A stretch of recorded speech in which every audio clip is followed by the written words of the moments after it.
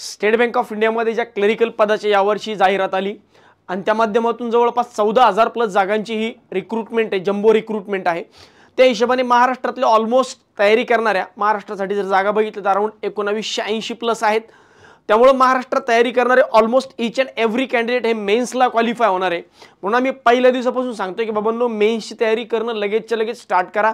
जास्त प्रीवर स्टक राहू नका, जास्त प्रीचा विचार करत बसू नका। मेन्स कसं करता येईल त्याबद्दल जास्तीत जास्त विचार करा आणि त्याची आत्तापासून प्लॅनिंग करणं स्टार्ट करा। सुरुवातीचा नोटिफिकेशन नंतरचा आपण व्हिडिओ टाकला होता स्टडी प्लॅन नंतर मी क्लरिकलसाठी प्री लेवलचं मेमरी बेस पेपरचं डिस्कशन घेतलं आणि मागच्या आठवड्यात मी सांगितलं होतं की मेन्सचं मेमरी बेस पेपरचं जो डिस्कशन आहे ते मी पुढच्या आठवड्यात घेईल आणि या व्हिडिओच्या माध्यमातून मी तुमच्या समोर ते घेऊन येतोय। डिटेल ॲनालिसिस, बारीक बारीक गोष्टी, छोट्या छोट्या गोष्टींचं ॲनालिसिस केलंय। व्हिडिओ शेवटपर्यंत बघा। व्हिडिओ आवडला, कंटेंट आवडलं तर लाईक वगैरे करायला विसरू नका, कारण आम्ही जे बोलतो ते आम्ही स्वतः करून दाखवलंय म्हणून बोलतोय। लास्ट इयरला म्हणजे 2023-24 ला जी SBI क्लर्कची प्रिलिमिनरी एक्झाम आणि मेन्स एक्झाम मी स्वतः फॉर्म भरला होता। गुजरातमधून मी मुद्दामून फॉर्म भरला होता। महाराष्ट्रामध्ये जागा कमी होत्या, तर उगाच आपल्या एखाद्या जागेमुळे किंवा आपल्यामुळे इतर विद्यार्थ्याचा लॉस होऊ नये। गुजरातमध्ये भरपूर नंबर ऑफ वॅकन्सीज होत्या, तसंही जॉईन नाही केलं म्हणजे LPTला आपण नाही गेलो किंवा डॉक्युमेंट व्हेरिफिकेशनला नाही गेलो तर इमिडिएटली पुढच्या कॅन्डिडेटला बोलावण्यात येतं। त्याच्यामुळे तसं काही कुणाचंही नुकसान होण्याचा प्रश्न येत नाही। पण मुद्दामून आपल्या महाराष्ट्रातून नको, गुजरातमधून मी लास्ट इयरला फॉर्म भरला होता। बघा, हे माझं तुम्ही आत्ताही रोल नंबर वगैरे चेक करून बघू शकता।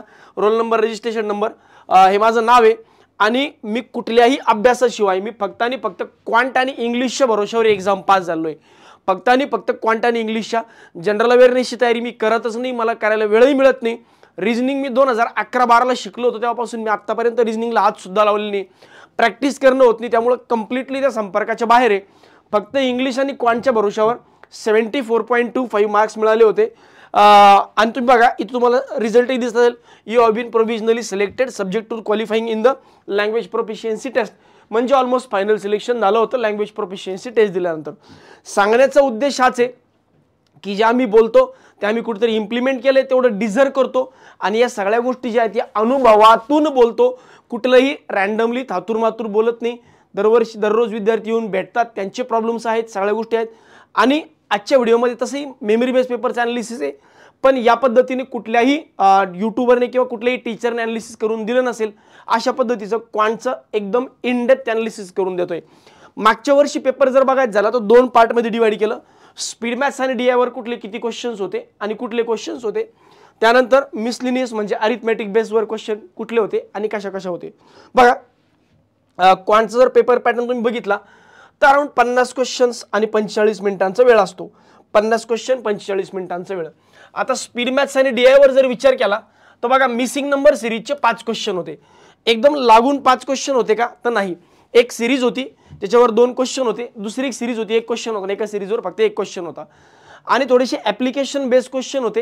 रॉंग नंबर सिरीज पण याच्यामध्ये एक होतं, 2 क्वेश्चन रॉंग नंबर सिरीजवर पण होते। तर मिसिंग न म्हणता तुम्ही असं म्हणा की नंबर सिरीजचे 5 क्वेश्चन होते, अप्रॉक्सिमेट कॅल्क्युलेशनचे 4 क्वेश्चन होते, comparison of variable, normal comparison of variable नव्हतं, थोडं अल्जेब्रिक बेस इक्वेशन होते, कंपॅरिझन ऑफ व्हेरिएबल, काही अल्जेब्रा बेस क्वेश्चन होते, तर याचे 4 क्वेश्चन्स। नंबर सिस्टीमचे 2 क्वेश्चन, नंबर सिस्टीममध्ये ज्याला आपण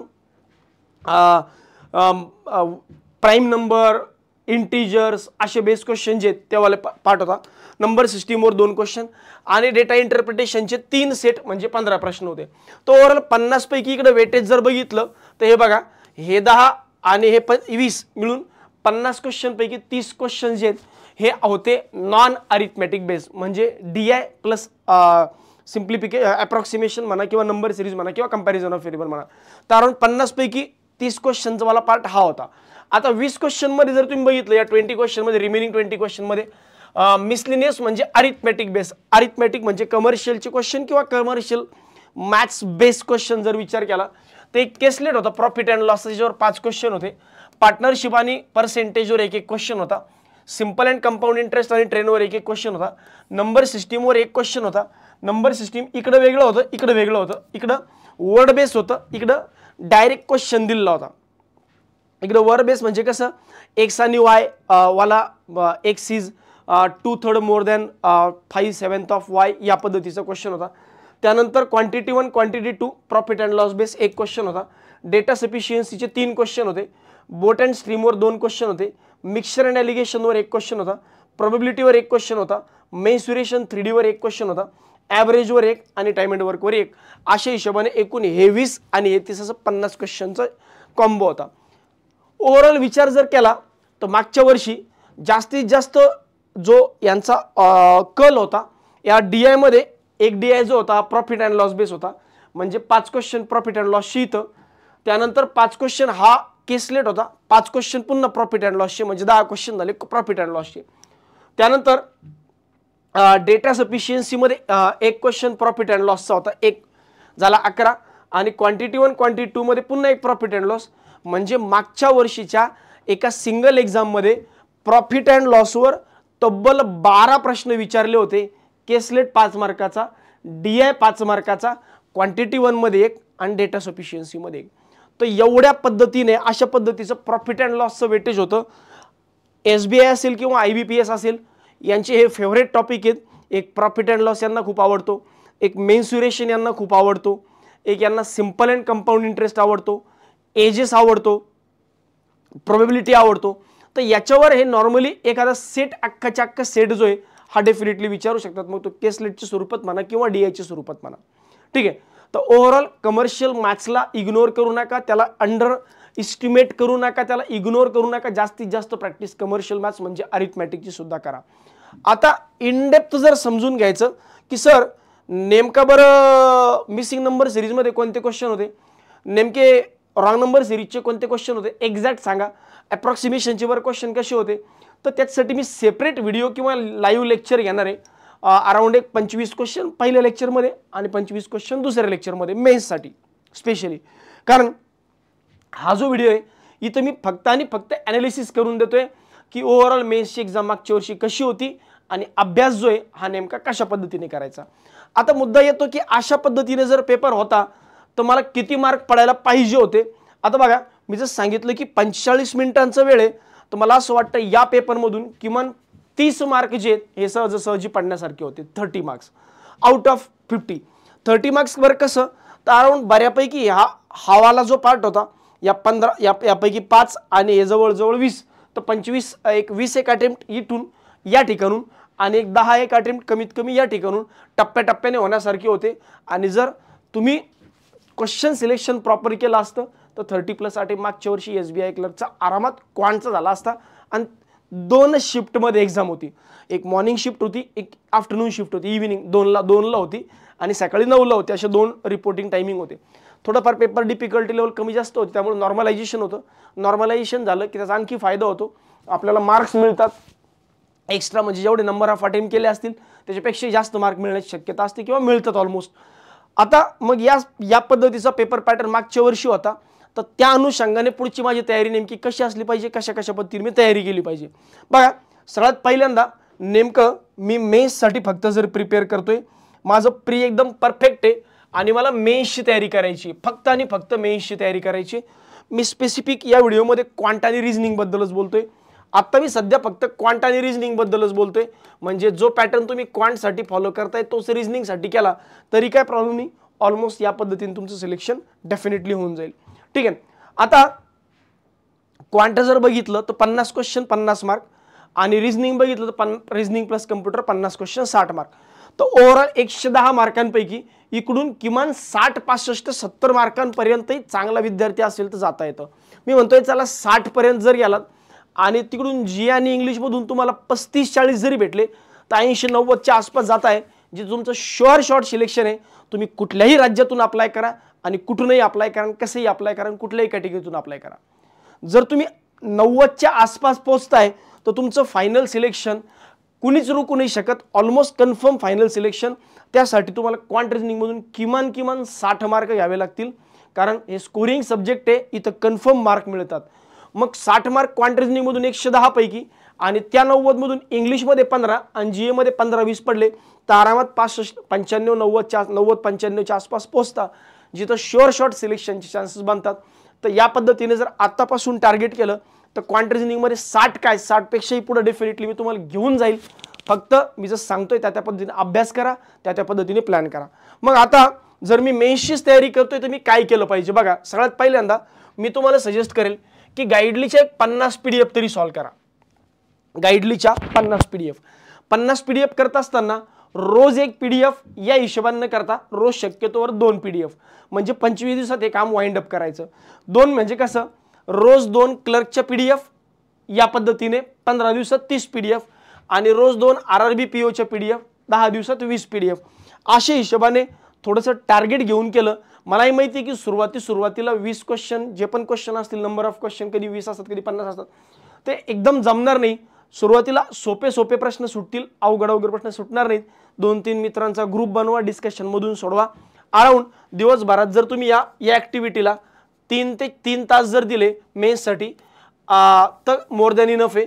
तर अराउंड एक 25 दिवसामध्ये 50 PDF सोडवण्याचा प्रयत्न करा. आता 25 दिवस म्हणजे कधीपर्यंत, तर माझं म्हणणं आहे की 20 जानेवारीपर्यंत हे सगळं संपून टाका. हे 5 दिवस आणि पुढचे 20 जानेवारीपर्यंत 25 दिवसामध्ये या 50 PDF संपल्या पाहिजे. सो दॅट एक चांगला बेस मेन्सचा बनतो. हे सगळं ऑफलाईनमध्ये करा, ऑनलाईनमध्ये करू नका. ऑनलाईनमध्ये टाईम पुरत नाही, म्हणून ऑफलाईनमध्ये जर केलं तर ऑफलाईनमध्ये आपल्याला एक प्रॉपर टाईम मॅनेजमेंट करता येतं. अराउंड 2-3 मित्रांच्या ग्रुपने करा. इंडिव्हिज्युअली करण्याचा प्रयत्न केला, PDF नाही सुटलं तर निगेटिव्ह मानसिकता तयार होते, ज्याच्यातून हळूहळू डिमोरलाइज होताल, डिमोटिवेट होऊन जाताल. सो 2-3 मित्रांचाच ग्रुप बनवा, जास्त त्याच्यापेक्षा मोठा ग्रुप नको. टार्गेट ठेवा की तू पण सोडव. एंड ऑफ द डे बघा याने किती क्वेश्चन सॉल्व्ह केले, याचा अप्रोच कसा होता, त्याचा अप्रोच कसा होता. तर अराउंड 50 PDFचं टार्गेट हे 20 जानेवारीपर्यंत कंप्लीट करून घ्या. सर PDF कुठे मिळतील याच्या पुढे मी तुम्हाला सांगतो, टेन्शन घेऊ नका. बरं, मग मेन्सच्या सेक्शनल टेस्ट देणं चालू करा. कोणत्या? मेन्सच्या सेक्शनल टेस्ट कधी द्याव्या? अराउंड 50 PDF संपल्या की. मग मेन्सच्या सेक्शनल टेस्ट सपोज तुम्ही 21 जानेवारीपासून चालू केल्या तर अराउंड 15 फेब्रुवारीपर्यंत क्लर्कच्या मेन्सच्या टेस्ट द्या. क्लर्कच्या मेन्सच्या टेस्ट म्हणजे ते 10 आणि हे 15 असे 20 दिवस जे आहेत. मी 21 जानेवारीपासून 15 फेब्रुवारीपर्यंत, तर 5 दिवसांचा तसंही मी बफर टाईम ठेवून दिला आहे तुम्हाला. या 25 दिवसात तुम्हाला 20 टेस्ट द्यायचे आहेत, सेक्शनल टेस्ट. ऑलमोस्ट मी तर म्हणतोय रोज एक क्वांट रिजनिंग दिली तरी चालतं, नो प्रॉब्लेम ॲट ऑल. बरं, हे झालं की मग नंतर मध्ये गॅप द्यायचा आहे तुम्हाला, कारण क्लरिकलची एक्झाम येईल, प्रिलिमिनरी एक्झामची, मग प्री एक्झाम येईल. मग अराउंड तुम्ही 15 जानेवारीपासून किंवा 15 फेब्रुवारीपासून 15-16 फेब्रुवारीपासून तर अराउंड एक 22-23-1 तारखेला जेवढी तुमची एक्झाम आहे तोपर्यंत फुल्ली फोकस करा प्रिलिमिनरी एक्झामवर. नुसत्या टेस्ट द्या, ॲनालिसिस करा. एकदा प्रिलिमिनरी एक्झाम संपली की मग पुन्हा 10 टेस्ट POच्या द्या मेन्स लेवलच्या. आता तुम्ही क्लर्क मेन्स लेवलच्या दिल्यात, मग पुढचे 10 दिवस मेन्सच्या PO मेन्स लेवलच्या द्या. आता ॲज्युम करतोय मी की तुमची एक्झाम 1 मार्चला आहे. मग 1-2 मार्चला जरी असली आणि तुम्ही 5 मार्चपासून जरी चालू केलं तर पुढच्या अराउंड 10-15 दिवसामध्ये 10 दिवसामध्ये म्हणजे अराउंड 5 मार्चपासून 10-15 मार्चपर्यंत जरी तुम्ही विचार केला तर अराउंड 5-10 टेस्ट तुमच्या मिनिमम होऊन जातील मेन्स लेवलच्या POच्या सेक्शनल टेस्ट, क्वांट रिजनिंगच्या, RRB POच्या. या देताना क्लरिकल लेवलच्या, या देताना PO लेवलच्या 15 मार्चपर्यंत आपण हे टार्गेट ठेवू. मग 15 मार्चपासून 10 एप्रिलला परीक्षा आहे. आता 10 एप्रिलला जेव्हा परीक्षा आहे तर अराउंड 15 मार्चपासून 25 दिवस तुमचे आता उरतात. त्या 25 दिवस जरी उरले किंवा 20 दिवस जरी उरले तर अल्टरनेट दिवस एक टेस्ट ॲनालिसिस असं जरी तुम्ही करत गेलात तर 10 फुल लेंथ टेस्ट पण तुम्हाला देता येतील. आणि हा एक चांगला परफेक्ट प्लॅन असू शकतो असणारे मेन्ससाठी, जर तुम्ही फक्त आणि फक्त मेन्स टार्गेट करतायत तर. जर तुम्ही प्री टार्गेट करतायत तर ऑलरेडी मी तुम्हाला SBI क्लर्कचा एक प्रिलिमिनरीचा अभ्यास कसा करावा किंवा स्टडी प्लॅन कसा करावा यासाठी एक सेपरेट व्हिडिओ जो आहे तो डेफिनेटली देऊन टाकलाय. आता तुम्ही काय करा, आता हावाला प्लॅन अशा लोकांसाठी जे फक्त आणि फक्त मेन्सची तयारी करतात, ज्यांनी फक्त मेन्सची तयारी केली. आता मुद्दा असा येतो की सर हे सगळं आम्ही करतो पण एक डिसिप्लिन मेंटेन नाही राहत राव. ठीक आहे, तर एक डिसिप्लिन मेंटेन नाही राहत, तर डिसिप्लिन मेंटेन ठेवण्यासाठी एक कुणाचा तरी कंट्रोल असला पाहिजे.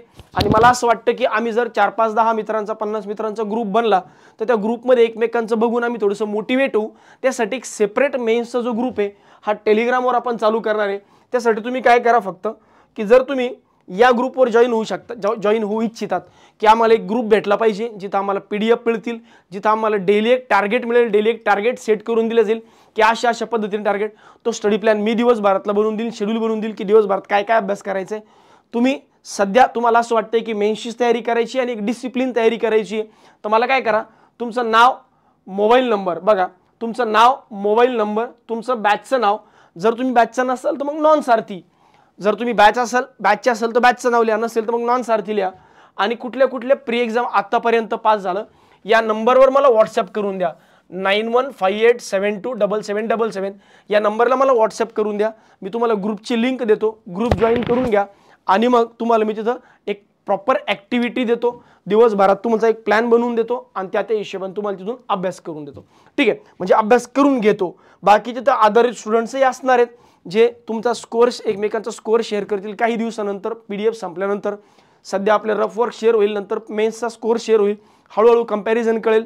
एकमेकांचं जेव्हा कंपॅरिझन होईल तेव्हा चांगल्या गोष्टी येतील की अरे हा याला त्याच टेस्टमध्ये एवढा स्कोअर आला, मला एवढा आला, मग माझं नेमकं कुठं चुकतंय किंवा मी कशा पद्धतीने अभ्यास करायला पाहिजे.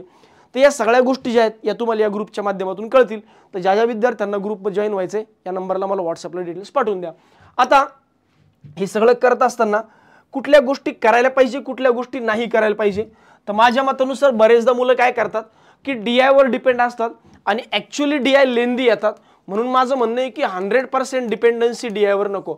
बघा DIची तयारी करा, DI स्कोरिंग टॉपिक आहे, पण डिपेंडन्सी नको की मी DIच्याच भरोश्यावर पास होईल. ठीक आहे, तर DI वर नको. त्यानंतर नंबर सिरीजचे क्वेश्चन, कंपॅरिझन ऑफ व्हेरिएबलचे क्वेश्चन, हे जे दोन्ही क्वेश्चन्स आहेत ना, हे थोडेसे नवीन पॅटर्नचे तयार करा.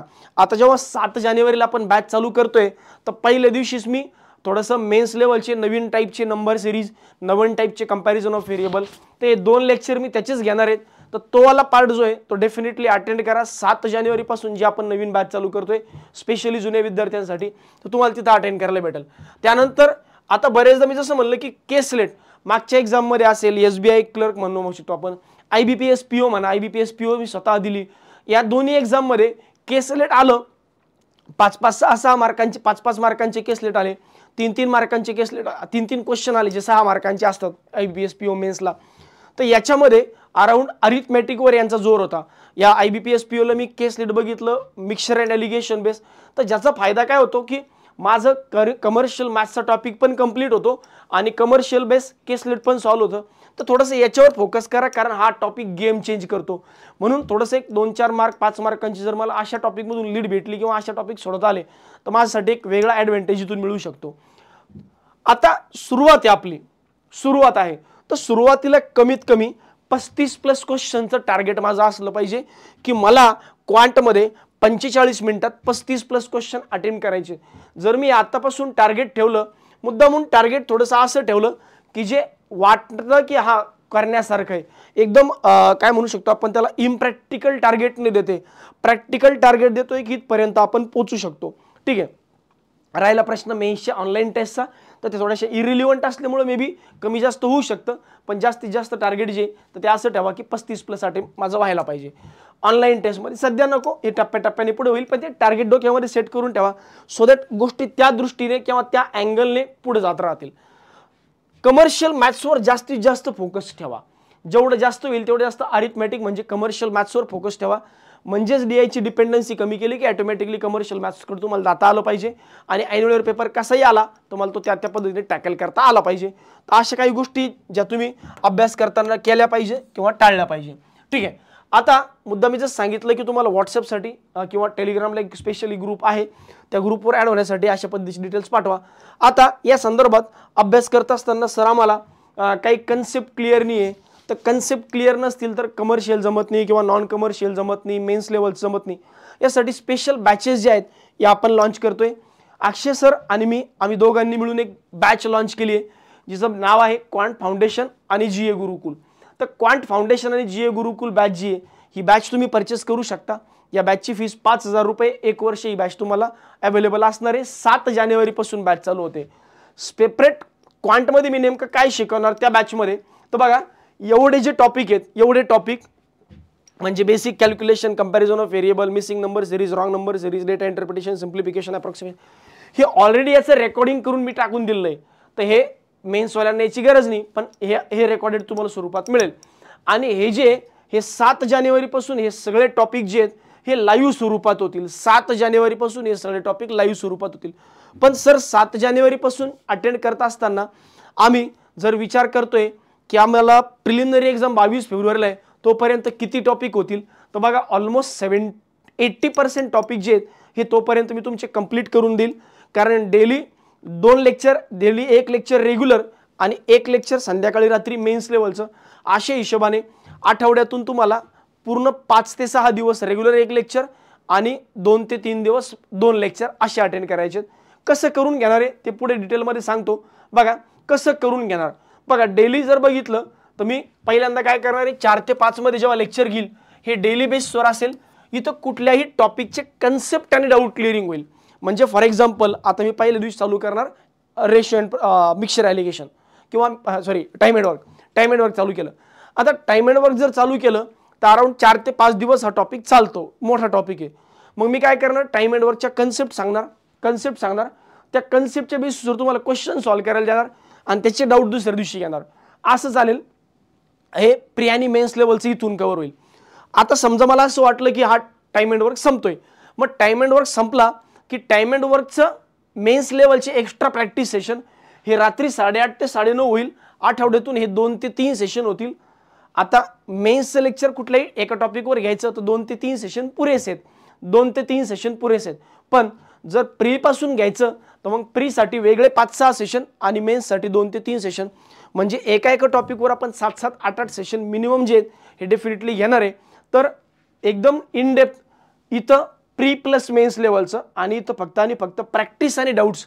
इथं मी तुम्हाला कन्सेप्ट सांगत नाही बसणार, इथं कन्सेप्ट प्लस डाऊट होईल, इथं प्रॅक्टिस आणि डाऊट्स होईल मेन्स लेवलचं रात्री 8:30 ते 9:30 दरम्यान. तर या पद्धतीने हे आठवड्यातून रोज असेल आणि या आठवड्यातून 2 ते 3 लेक्चर या पद्धतीने हा पॅटर्न बसणार आहे. ठीक आहे, आता गोष्टी एकदम क्लिअर झाल्या असाव्यात. आता ही बॅच ज्यांना परचेस करायची आहे याचे जर फीचर बघितले तर बेसिकपासून ॲडव्हान्सपर्यंत घेणार. लाईव्ह प्लस रेकॉर्डेड फॉर्मॅटमध्ये अगोदरच सांगितलं, सिलेबस प्री आणि मेन्सचा कव्हर करून देईल. 3 ते 4 महिने बॅचचा ड्युरेशन असेल, पण व्हॅलिडिटी 1 वर्ष किंवा 6 महिने दोन्हीपैकी तुम्हाला जी पाहिजे असेल ते घेऊ शकता. आणि याचं बुकसुद्धा ॲपमध्ये तुम्हाला अवेलेबल होईल. आता ज्यांना 1 वर्षसाठी ही बॅच पाहिजे त्यांच्यासाठी फीस 3,100 रुपये, 3,500 रुपये, 3,500 रुपये सारथीच्या विद्यार्थ्यांसाठी. याच्यामध्ये 500 रुपयाचं डिस्काउंट आहे. जर तुम्ही सारथीचे विद्यार्थी असाल तर तुमच्यासाठी फीस 3,000 रुपये. जर तुम्ही मॅथ्स बॅच 1.0 घेतली, पण जर तुम्हाला असं वाटलं की मॅथ्स मास्टर बॅच 1.1 घ्यायची आहे जिची व्हॅलिडिटी 6 महिने, इथं सेम शिकवलं जाणार, सेम कंटेंट आहे, फक्त ही बॅच तुमच्याकडे वर्षभर अवेलेबल असेल आणि ही बॅच तुमच्याकडे 6 महिने अवेलेबल असेल. मग जर तुम्हाला वाटतं की 6च महिने घ्यायची तर ही बॅच घ्या. जर तुम्हाला वाटतंय वर्षभर घ्यायची तर मग वरची बॅच घ्या. दोन्ही बॅचेस जे आहेत या आपल्या सारथी एज्युकेशनच्या प्ले स्टोअरवर जे ॲप आहे सारथी एज्युकेशन नावाचं, त्याच्यामध्ये कोर्सेसमध्ये तुम्हाला या बघायला मिळतील. तर या दोन्ही बॅचेस तुमच्याकडं परचेस करण्यासाठी अवेलेबल आहे. ऑनलाईन स्वरूपात आहे, ऑफलाईनचे मात्र सर्व विद्यार्थी हे ऑफलाईन क्लासमध्ये येऊन अटेंड करू शकतात. 7 जानेवारीपासून आपण लाईव्ह स्वरूपात या बॅचेस चालू करूया. ठीक आहे, तर अशा पद्धतीचा हा पूर्ण स्टडी प्लॅन होता. बाकी जे तयारी करतायत सेल्फ स्टडी त्यांनी आपापल्या हिशोबाने तयारी चालू ठेवा. स्पेशली ग्रुपसाठी तुम्हाला मी पूर्ण डिटेल्स सांगितले आणि एक पूर्ण प्लॅन जो आहे हा बनवून दिला. व्हिडिओ कसा वाटला, कंटेंट कसं वाटलं याबद्दल नक्की कमेंटमध्ये टाकायला विसरू नका. धन्यवाद.